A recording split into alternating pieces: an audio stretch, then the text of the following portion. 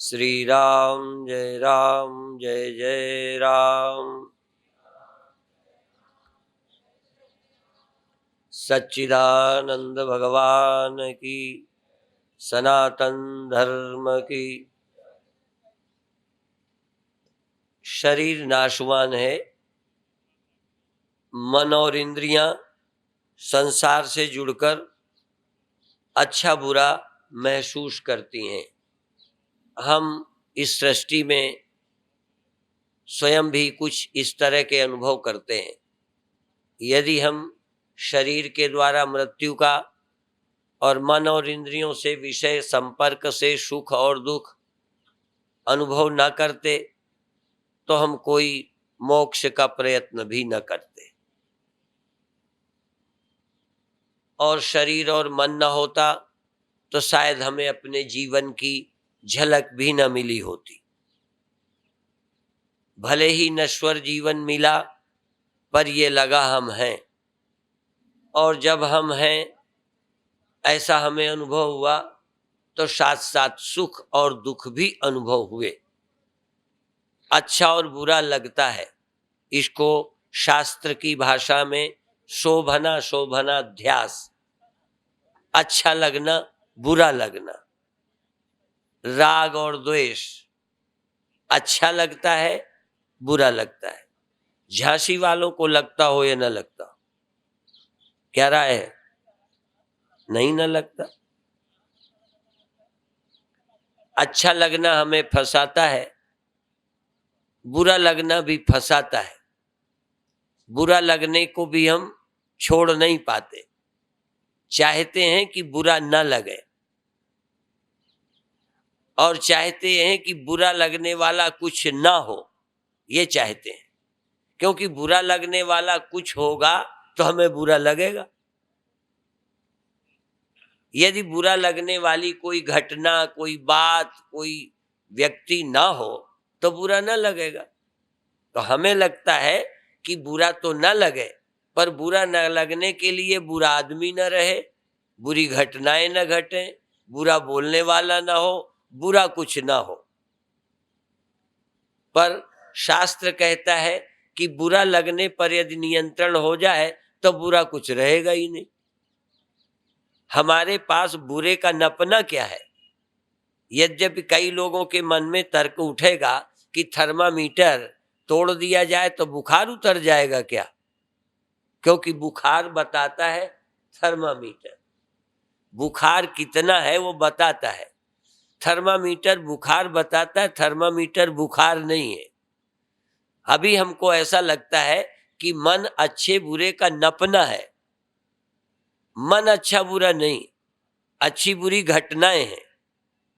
बुरी घटनाओं से मन प्रभावित होकर दुखी होता है, अच्छी घटनाओं से मन प्रभावित होकर सुखी होता है। लेकिन अध्यात्म कहता है अच्छा बुरा मन हो जाता है। यदि मन पर हम विजय प्राप्त कर लें, मन पर यदि नियंत्रण हो जाए, अच्छा बुरा मन में न घटने पाए, बाहर घटता रहे, बाहर होता रहे। यदि मन में अच्छा और बुरा न हो तो अच्छा बुरा की पहचान खत्म है। कठिन। फिर भी ध्यान दें, एक दीपक जलता है, हवा चलती है, इसका सबूत है वो ज्योति हिलने लगती। हिलने से हवा को हम जान सकते हैं। वैसे भी हम कभी शरीर के टकराने से, शरीर में हवा टकराती है तो जानते हैं। पेड़ हिलता है, हम कमरे में बैठे हैं, बाहर के पेड़ हिलते हैं तो अंदाज लगा लेते हैं हवा चलती है। कल हम विदेशियों के साथ इनकी गाड़ी पर थे, तो बाहर हवा चल रही, उसकी पहचान मुझे गाड़ी के पर्दों से हुई। पर्दे हिले तो लगा जैसे हवा चल रही है। अभिप्राय, हम हवा को किसी धक्के से नापते हैं। पेड़ की टहनियां हिलती हैं, हवा को हम नाप लेते हैं। इसी तरह की एक कहानी प्रसिद्ध है कि एक मठ में झंडा लगा था। एक आदमी बोलता है झंडा हिलता है, दूसरा आदमी कहता है नहीं, झंडा नहीं हिलता, हवा हिलती है। हवा के कारण झंडा हिलता है। तीसरे आदमी ने कहा न हवा हिलती है न झंडा हिलता है, तेरा मन हिलता है।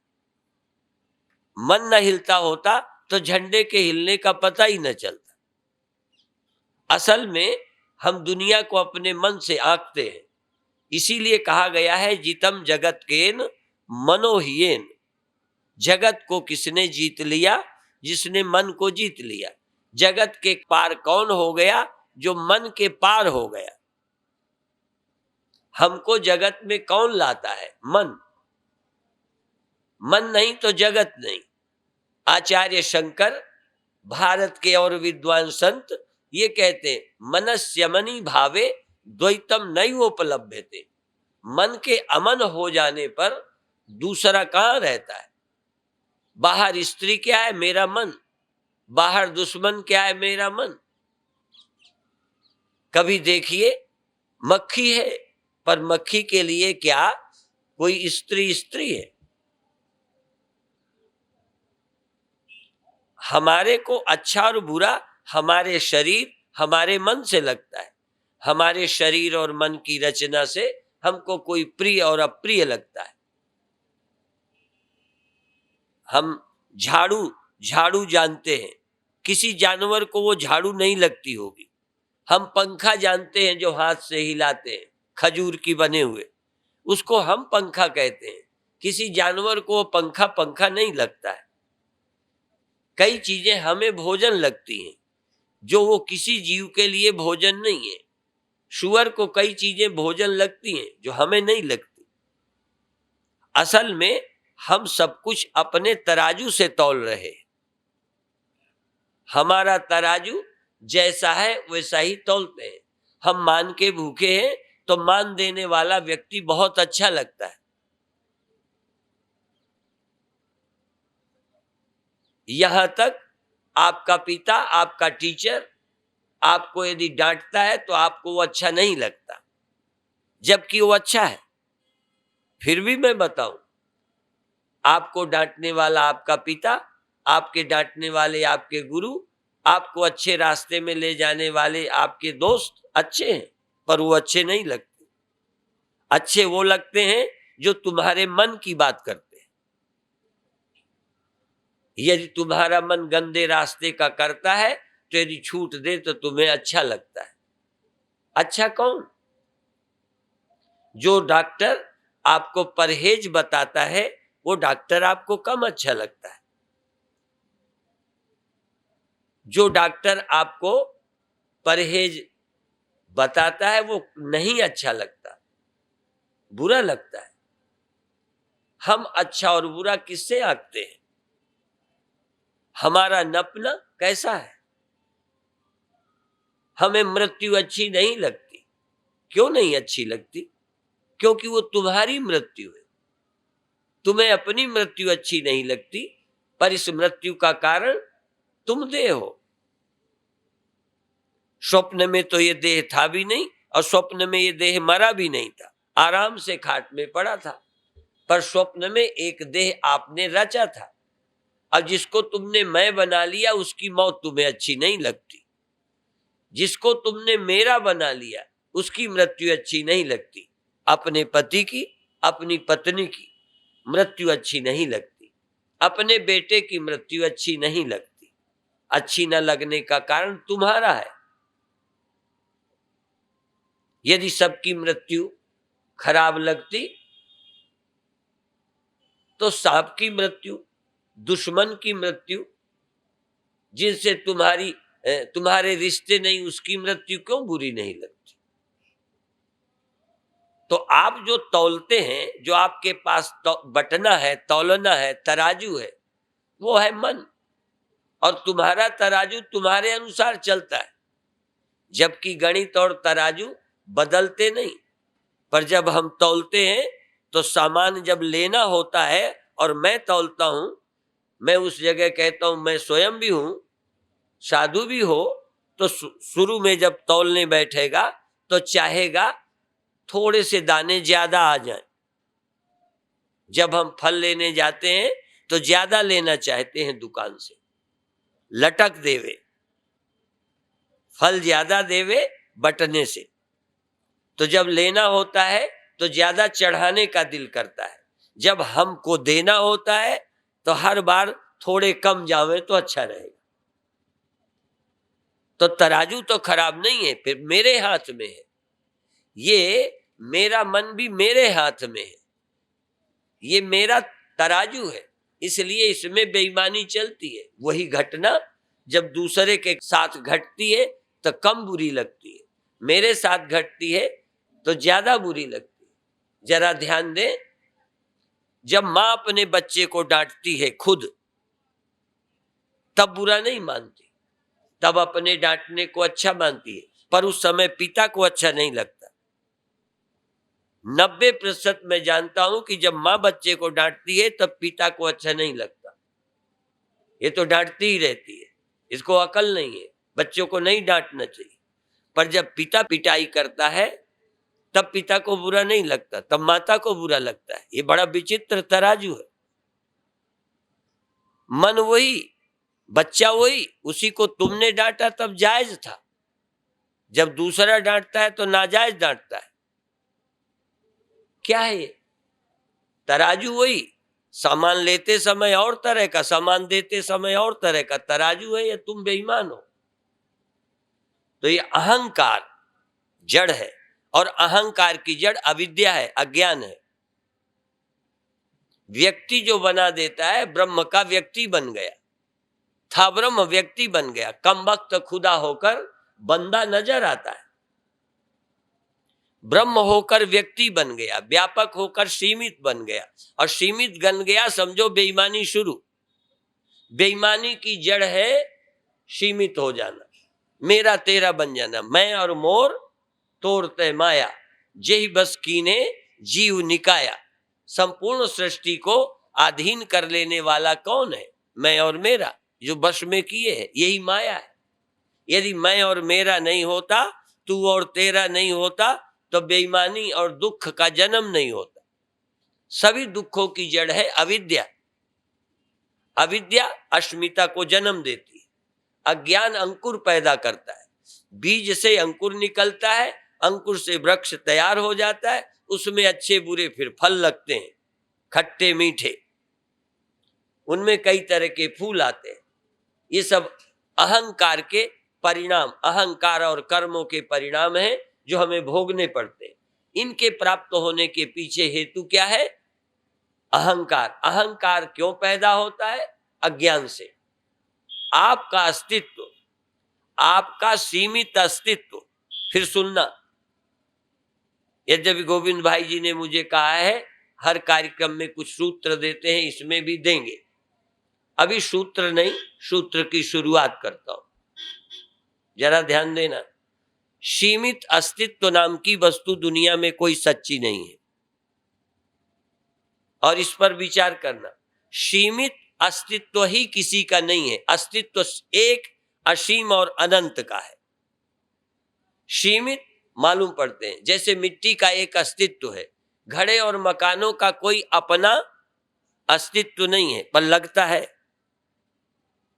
जल का अस्तित्व है, लहरों का, बुलबुलों का अपना कोई स्वतंत्र इंडिपेंडेंट एग्जिस्टेंस नहीं है, स्वतंत्र अस्तित्व नहीं है। एग्जिस्टेंस केवल एक है, और वह है परमात्मा। उमा कहां मैं अनुभव अपना, सत हरि। परमात्मा सच्चा है, उसका स्मरण सही है, बाकी सब बेकार है। तुम्हें अनेक सत्य लगते हैं, सत्य एक है, अनेक नहीं है। सत्य सीमित नहीं है, असीम है। यो वै भूमा तत्सुखम नाल्पे सुखमस्ति। अल्प में सुख नहीं है, पर अल्प है ही नहीं। अल्प लगता है, सीमित लगता है, फिर उसमें सुख या दुख लगता है। सीमित नहीं तो सुख कैसा और दुख कैसा? सीमित नहीं तो तुम हो कैसे और मरोगे कैसे? तुम अभी सीमित हो, तुम हो, तुम पशु नहीं, तुम पक्षी नहीं, तुम मनुष्य नहीं, तुम और नहीं, तुम पेड़ नहीं, तुम एक सीमित हो।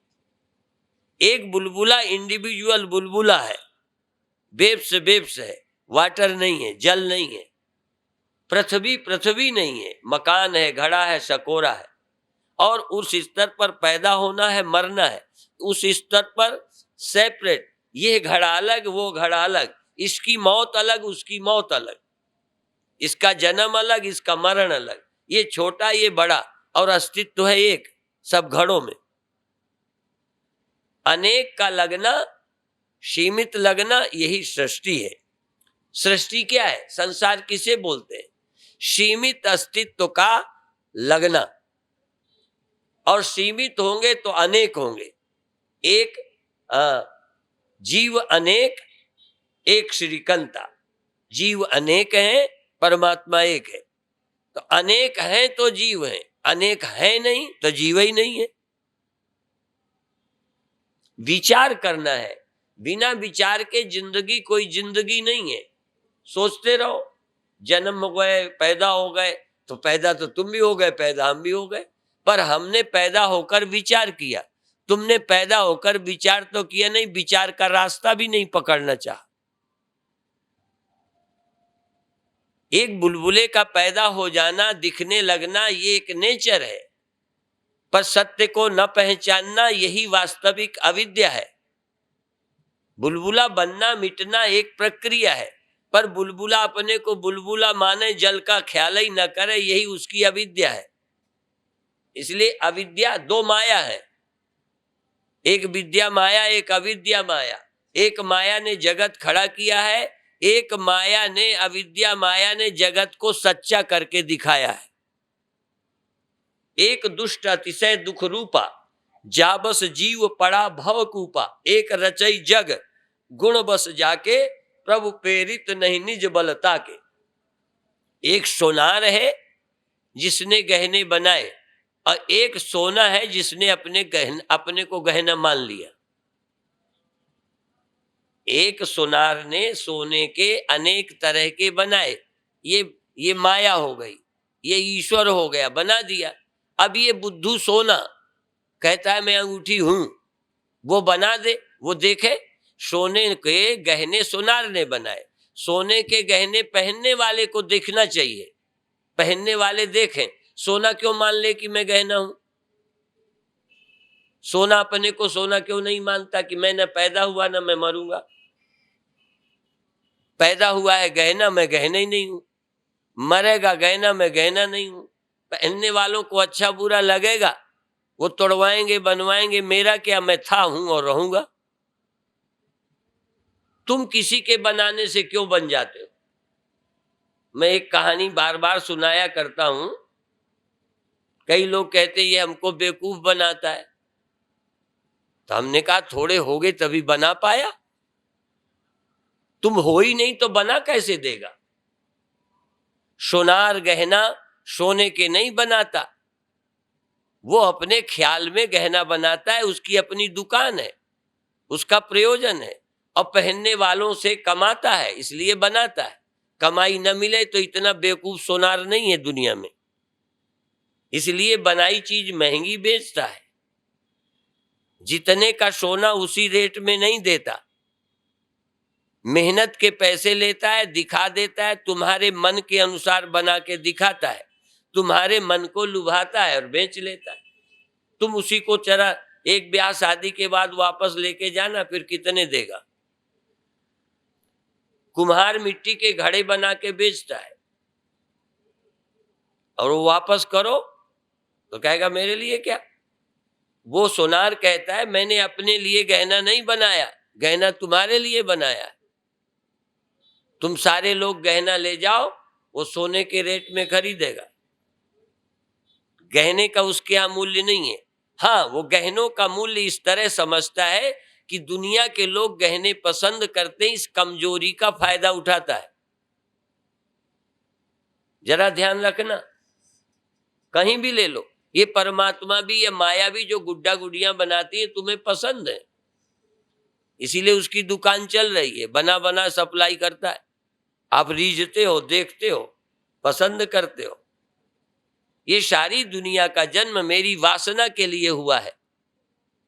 जिस दिन मेरी वासना नहीं, ईश्वर का धंधा ठप। तुम गहना पसंद करना बंदो, सारे सुनार मर जाएंगे। बुरा नहीं मानो। ये व्यापारी लोग टेलीविजन के माध्यम से अपनी चीजों का इतना हाईलाइट करते हैं कि तुम लोग पसंद करो। आज मैं कह रहा था, विदेशों में बहुत देखने के जगहें विकसित की हैं, हाईलाइट की हैं कि लोग देखने जाते हैं, टिकटें बिकती हैं। भारत में बहुत ऐसी जगहें हैं जहां लोग जा सकते हैं, पर यहाँ के लोग हाईलाइट नहीं करते। चीज बेचनी हो तो उसको मूल्यवान दिमाग में डालना पड़ता है। जो चीज मूल्यवान होगी वो बिकने लगेगी, मूल्यवान बना दी जाती है। तुम्हारे बच्चों को जो कुछ टीवी में दिखा दे कि ये खाना चाहिए, इससे बड़ा होता है, वो शैम्पू एम्पू बेचना हो तो जरा यूं बाल के झटके मार के दिखाए टीवी में, बिकने लगते। अब यदि कई ऐसे लगाओ, कितनी सुंदर, वो सुंदर छांट के उसको लाते हैं टीवी में।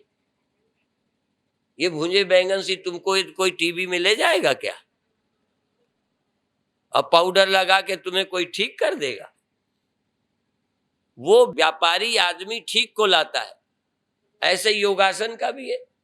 पतली कमर वाला, अच्छे शरीर वाला, बढ़िया बनियान पहन के, चड्डी पहना के आसन करवाए तो सब लोगों को लगता है। आसनों का फायदा अपनी जगह है, पर आसनों से इतने अच्छे हो जाओगे। स्वस्थ शरीर अच्छा है, पर तुम्हारे दिमाग में कोई इंप्रेशन डालने के लिए ऐसे किया जाता है कि तुम प्रभावित हो और वही चीज खाने लग जाओ, वही करने लग जाओ। ऐसे ही कई लोग प्रेम की महिमा को बड़ा महत्व तो देते हैं, प्रेम प्रेम प्रेम, पर जो प्रेम के चक्कर में पड़े हैं बाद में पता चलता है। ऐसे ही शादी वगैरह, शुरू शुरू में लगेगा शादी के बिना तो क्या है, ये तो सारा ही कुछ जिंदगी यही है, पर जानते हो नरक और कहां है? जहां स्वर्ग है वहीं तो नरक है, जहां जन्म है वहीं तो मृत्यु है, जहां लाभ है वहीं तो हानि है, जहां मिलना है वहीं तो बिछुड़ना है, जहां सुख है वहीं तो दुख है। मुक्ति इसके ऊपर है। इसलिए एक संक्षेप में एक सूत्र आपको बता दूं, सीमित अस्तित्व। जैसे घड़ा सीमित, मिट्टी असीम, पर घड़ा सीमित है, इसलिए है नहीं। सीमित का अस्तित्व नहीं है। सीमित का अस्तित्व स्वीकार करना ही संसार है। असीम के अस्तित्व का अनुभव करना ही मोक्ष है। अब इसको अनुभव करिए। सीमित है या सीमित है को है देखना, है को सच्चा मान लेना, यही अज्ञान बंधन दुख है। और सीमित देख करके सीमित का अस्तित्व नहीं है, सीमित में असीम का अस्तित्व है। अनादि और अनंत, आदि और अंत वाले में, आदि और अंत वाले पदार्थ में अनादि और अनंत है। सीमित पदार्थ में असीम अस्तित्व है। उसको खोजो, जिन खोजा तिन पाइया, गहरे पानी पैठ। मैं बौरन खोजन गई, रही किनारे बैठ। खोजो। इसलिए तुम सत्य को खोजो, परमात्मा को खोजो। सिर्फ मानो नहीं, मानना खोजने के प्रारंभ के लिए आवश्यक है। बस परमात्मा है इस विश्वास से शुरू करो, खोजोगे, अपने आप खोजोगे। असीम का अस्तित्व है, अनंत का अस्तित्व है, अनादि का अस्तित्व है। जो अनादि और अनंत, असीम, देश की सीमा, यहां वहां आगे पीछे, सब देशों में है, सब कालों में है, सब वस्तुओं में है। सत्य एक वस्तु का रूप नहीं है। ये सब मैं वेदांत बोलता हूं, पर वेदांत के शब्दों में नहीं बोलना चाहता, क्योंकि हुबहू शब्द बोलता हूं तो आपको कठिन पड़ते हैं। एक भी उदाहरण कल ढूंढ कर लाना, कल, जो सीमित असीम के बिना हो, जो अनंत के बिना आदि और अंत वाला हो। जिसका आदि हो, अंत हो, उसमें अनादि ना हो। जो सीमित हो उसमें असीम ना हो। जो एक रूप हो वो सर्व रूप ना हो। जो एक रूप हो वह अन्य रूप ना हो। हाँ, तुम सिर्फ रूप को देख लेते हो, आदि और अंत को देखते हो, सीमित को देखते हो, एक रूप को देखते हो। एक रूप, एक देशी और काल की सीमा में प्रारंभ और अंत। अब तुमने अपना प्रारंभ नहीं देखा। देखो ध्यान रखना, तुमने अपने को देखा ही नहीं आज तक, अपने को देखा ही नहीं, पर जिसका आदि और अंत होता है उसे आपने मैं देखा है, उसे आपने मैं समझ लिया है। तुम्हारा आदि है, तुम्हारा अंत है नहीं। जिसका आदि है, जिसका अंत है, उसमें तुम्हारी मैं पना है, आइडेंटिटी है, तादात्म्य है, अहम भाव है। तुम्हारे ज्ञान का प्रारंभ नहीं है, तुम्हारे ज्ञान का अंत नहीं है, पर जिन इंद्रियों को ज्ञान स्वरूप मान लिया है, उन इंद्रियों के कारण ज्ञान का प्रारंभ, ज्ञान का अंत होता है। मन को आपने चेतन मान लिया है, इसलिए मन के होने को चेतन होना और मन के जाने को चेतन की समाप्ति जानते हो। चेतन एक ऐसा तत्व है जिसका प्रारंभ और अंत नहीं होता। चेतन ऐसा तत्व है जो एक जगह नहीं रहता। पर हमें सबको लगता है चेतन सेपरेट है, अलग अलग है, तुम अलग हो, मैं अलग हूं। जो हमें अनुभव होता है ये वास्तविक नहीं है, अनुभव होता है। फिर ध्यान रखना, अनुभव तुम्हें भी होता है, हमें भी हुआ है, हमें भी वही सत्य लगा जो तुम्हें लगता था। पर हमारी गुरुओं की कृपा से, शास्त्र की कृपा से, भगवद इच्छा से, उनकी इच्छा हुई।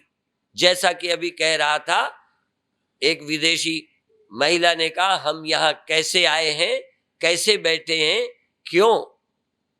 जितना अभी हम जानते हैं उतना भी काफी नहीं है। बहुत लोग के काम आता है, क्रोध आता है, नहीं जानते क्यों आता है। डर लगता है मरने का, क्यों डर लगता है ये नहीं जानते। कई के दाढ़ में दर्द है, पर दर्द क्यों है? पेट में दर्द है, दर्द क्यों है? दर्द जानते हैं, दर्द क्यों है नहीं जानते, वो डॉक्टर जानता है। आप दुखी हैं ये जानते हो, क्यों दुखी हो नहीं जानते, और जानते हो तो वो भी गलत जानते हो। एक बार मेरी दाढ़ में दर्द था, दिल्ली में विवेक विहार में मैंने डॉक्टर को दिखाया, तो उसने कहा है, मैंने कहा यहाँ, तो उसने कहा यहाँ नहीं है, यहाँ है, दूसरी जगह बताए। तो पहले मैं मानू नहीं, फिर ठोक ठोक कर करा और एक दाढ़ हटा दी तो दर्द ही गया। तो दर्द कहीं मालूम कहीं, दाढ़ में दर्द हो तो कान भी दुखते हैं, सिर भी दुखता है, पता ही नहीं चलता दर्द कहाँ है। तो देखो, तुम्हें दुख होता है, भय होता है, चिंता होती है, पर क्यों होती है? समझते हो पड़ोसी के कारण होती है। और भी साधारण रामायण की चौपाई याद कर लो, काहू न कोऊ सुख दुख करदाता। देखो रामायण की चौपाई और 100% लोगों का अनुभव जरा मिलाना।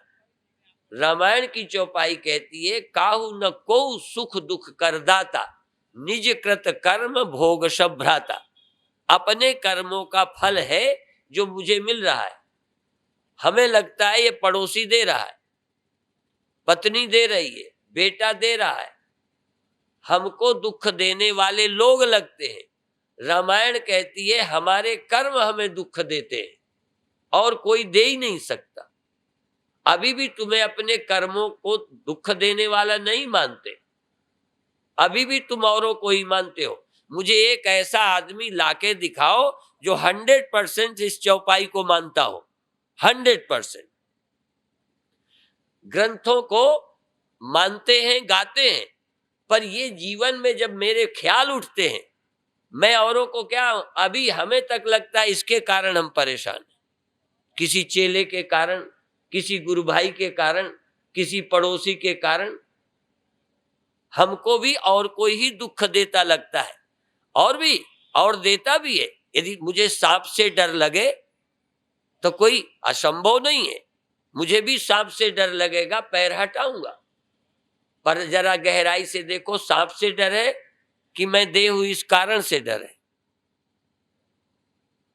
और मैं देह हूं ये पुण्य है क्या? देहाभिमानात यत पापम न तद गोवध कोटि भी। देह के अभिमान से जो पाप होता है उतना तो करोड़ों गायों के मारने से नहीं होता। मैं देह हूं यही तो पाप है। मेरे गुरुदेव यही कहते थे, देह को मैं मानना सबसे बड़ा ये पाप है। तो मृत्यु का भय किस पाप के कारण है? मैं देह हूं।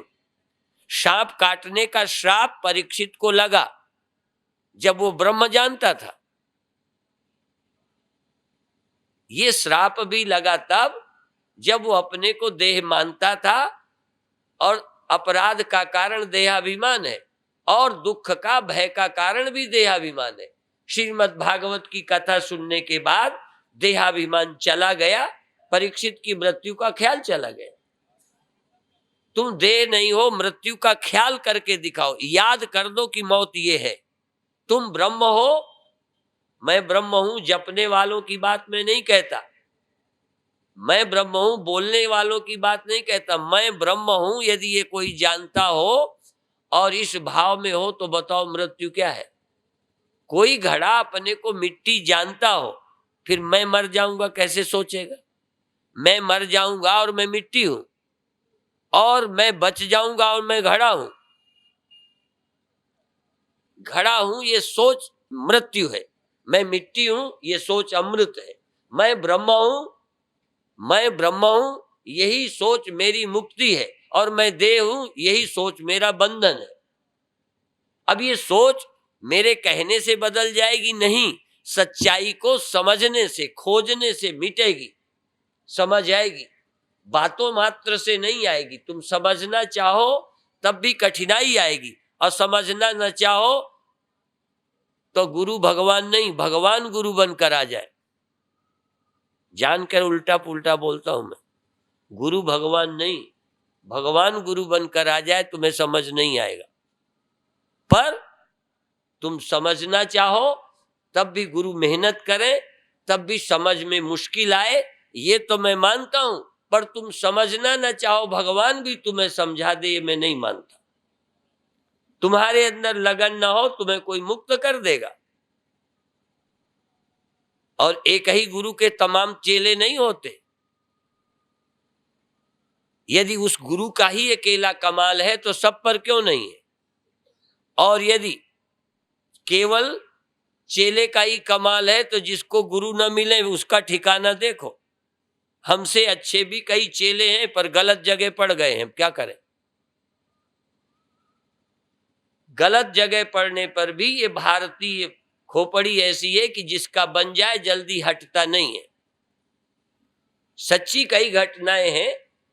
एक बार हम चरखारी थे, चरखारी। एक वृद्ध आदमी कांग्रेसी था। उस समय की बात बताता हूं मैं, इस समय की नहीं बता रहा। कांग्रेसी था। उसके घर गए हम। हमें भी राम जन्मभूमि का बहुत भूत चढ़ा था, अभी भी उतरा नहीं है। पार्टी से भले उतरा हो पर राम जन्मभूमि से नहीं उतरा अभी, क्योंकि वो हमारी आस्था का प्रश्न है। कितनी पार्टियां आवें और जावें, कितना हमें धोखा देवें, पर हम अपनी इच्छा कैसे छोड़ देंगे? फिर सुनो, हम यदि देहाभिमानी हैं, हमें मृत्यु होती है तो हमें मृत्यु पसंद नहीं है, इसलिए अमृत की खोज हम छोड़ नहीं सकते। कितने बार मरे, कितने बार दुखी हो, पर सुख की इच्छा रहेगी, मुक्ति की इच्छा रहेगी। तो उसके यहाँ हमने बोला कि भाई राम जन्मभूमि का काम है, आप जो राम जन्मभूमि का साथ देते हैं उनकी तरफ हो जाओ। तो उन्होंने कहा मेरे 3 बेटे हैं, तीनों को ले जाओ। दशरथ के 4 बेटे थे, मेरे 4 तो नहीं है, 3 हैं, तीनों को ले जाओ, ये खूब प्रचार करें, राम जन्मभूमि के काम में लग जाए। पर अब तो मैं बूढ़ा हो गया हूं, बचपन से उसी पार्टी में रहा, मैं छोड़ कैसे सकता हूं? जैसे कोई ब्याह हो जाए, कहते बुढ़ापे में तलाक कर दो, तो जब जवानी में नहीं छोड़ा, बुढ़ापे में क्या खसम बदल है? बात समझ में आती है? ये भारत के लोग कहते हैं अब तो लाज है। हमारे एक बूढ़ा बैल था, बूढ़ा 16 वर्ष 15 वर्ष हल में चल चुका था। 16वें वर्ष 20 वर्ष की तो आयु होती है, 3 वर्ष में हल में चलने लगा था। और लीला लीला था, हमें अभी बचपन की याद है। लोगों ने कहा अब इसे बेच दो, तो मेरे माँ बाप के आंखों में आंसू आ गए। उन्होंने कहा इसकी हमने कमाई खाई है, इसको अब हम बेच नहीं सकते। हाँ, अब तो लोग बाप को भी बेच दे यदि महंगा जाता हो। फर्क समझे। हम आस्थावान लोग जल्दी आस्था नहीं छोड़ते। आवश्यकता है कि अब हम जीना चाहते हैं, मृत्यु हमारी ना हो, तो लोग सोचते हैं कि आशीर्वाद मिल जाए, देह अमर हो जाए। अमर होना तो चाहते हैं, अमर होना हम भी चाहते थे, पर हम देह को अमर होने से अमर हो जाएंगे ये ख्याल नहीं था। ये था कि देहाभिमान छूट जाए, आत्मज्ञान हो जाए तो अमृत को प्राप्त हो जाएंगे। घड़ा चाहता है मैं न मरूं, पर सोच दो तरह की, एक ये है कि घड़ा ही हमेशा बना रहे तो न मरूंगा, और एक ये कि मैं मिट्टी हूं, यदि ये सच्चाई है तो मैं नहीं मरूंगा। दो ही है। एक है बेवकूफों का रास्ता, कर्म मार्गियों का, बेवकूफों का, कर्म मार्गियों का, मेहनत वालों का, और अंत में रोना। मेहनत करके भी असफल होंगे, इसलिए करते करते मर जाओ, मुक्ति तुम्हें करने से हो जाए तो मैं तुम्हारा चेला बनूंगा। फिर कह रहा हूं दावे से, एक भी आदमी आए और कह दे कर्म से मुक्ति हो जाएगी बिना ज्ञान के, कौन सा पुरुषार्थ तुम्हें अविनाशी कर देगा? कौन सा पुरुषार्थ तुम्हें निर्विकार कर देगा? कौन सा पुरुषार्थ अंधेरे को हटाएगा उजेले के अलावा? डंडा ठोको चाहे ताल ठोको, अंधेरे का दुश्मन प्रकाश है। इसलिए ब्रह्म ज्ञान ही जन्म मृत्यु का विरोधी है। चूंकि विभू सत्य है, परिच्छिन्नता मिथ्या है, संसार मिथ्या, ब्रह्म सत्य है, सीमितता मिथ्या, जन्म मरण मिथ्या, अजन्मा अविनाशी विभू ही सत्य है, एक है। उस एक के विज्ञान से, यथा एकेन विज्ञाते सर्वम विज्ञातम भवति, एक के जानने पर सब कुछ जान लिया जाता है, एक के बिना जाने सब अज्ञान है, भ्रम है। इसलिए उस एक के सुमिरन को भक्ति, उस एक के ज्ञान को ही वास्तविक ज्ञान बोलते हैं। ये है वो है, इन सत्यों को विभिन्न विभिन्न विभक्त विभक्त देखना।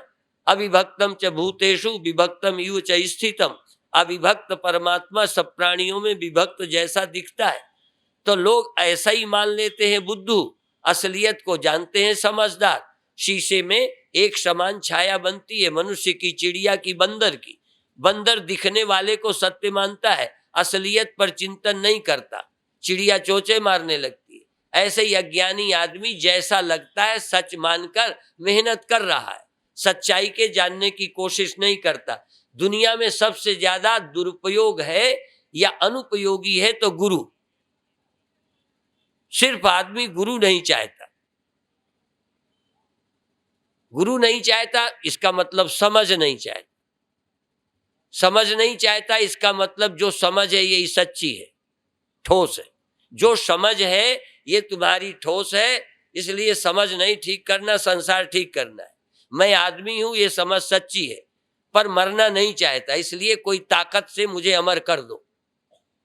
वेदांत कहता है कर्म असफल होगा, ईश्वर भी असफल होगा। सफलता तभी होगी जब तुम देह नहीं हो ये समझो। तुम मनुष्य नहीं हो, तुम जीव नहीं हो, तुम मन नहीं हो, तुम इंद्रियां नहीं हो, दुख तुम में नहीं है, ये जागो।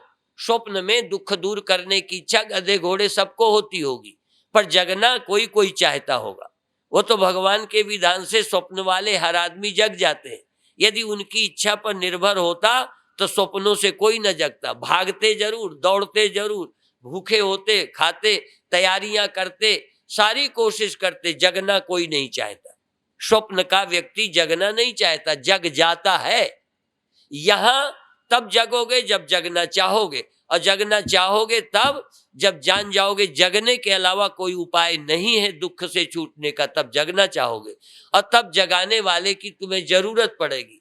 अथा तो ब्रह्म जिज्ञासा, और तब तुम जानकर मुक्त होगे। अब मैं यही समाप्त करता हूं। ओम शांति शांति शांति।